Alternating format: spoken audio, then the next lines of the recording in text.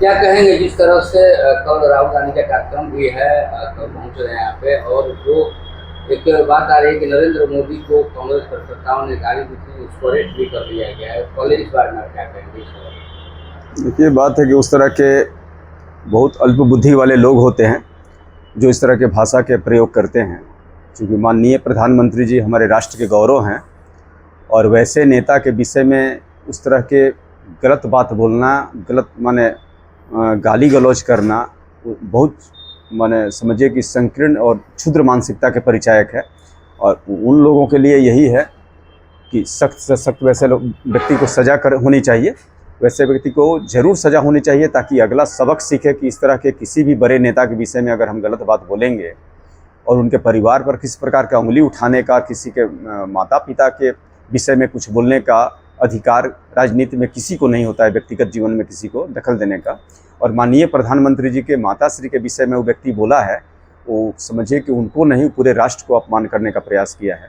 वैसे व्यक्ति यात्रा को लेकर कल आ रहे हैं, तरह की बातें हो रही हैं, चुनाव आया है तो उस क्रम में ये पहुँच रहे हैं। लेकिन इस तरह से देखा जाए तो जो आप इस यात्रा को किस नजरिए से? ये यात्रा चुनावी, ये लोग एक ठो स्टंट बना रहे हैं, बाकी कुछ है नहीं।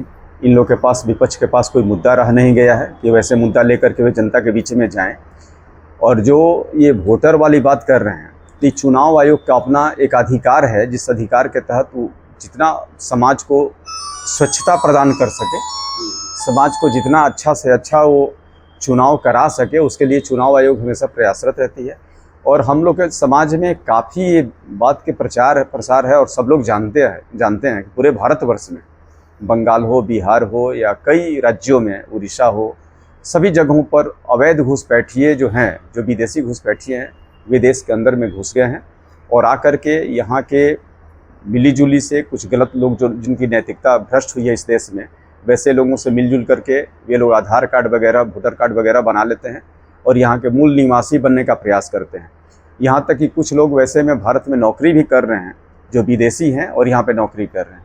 वैसे लोगों को देश से निकालने के लिए और मतदान से वंचित करने के लिए ये इस तरह के चुनाव आयोग ने काम किया है, जो बहुत सराहनीय कार्य है। और इसको विपक्ष वाले मुद्दा बना करके चुनाव आयोग को किसी प्रकार से अच्छे काम में ये लोग उसको विरोध करना चाहते हैं, चुनाव आयोग को विरोध करना चाहते हैं। तो चूँकि संवैधानिक रूप से वे लोग क्लियर तो नहीं है, तो अब वो लोग राजनीतिक मंच ला दिया इस मुद्दा पर और चुनाव आयोग के खिलाफ कर रहा है। लेकिन पूरे देश की जनता प्रबुद्ध है, समझदार है, जानती है, जागरूक है। आने वाले चुनाव में इसका यही नतीजा निकलेगा कि जो विपक्ष वाले हैं वो जीरो पर आउट हो जाएंगे।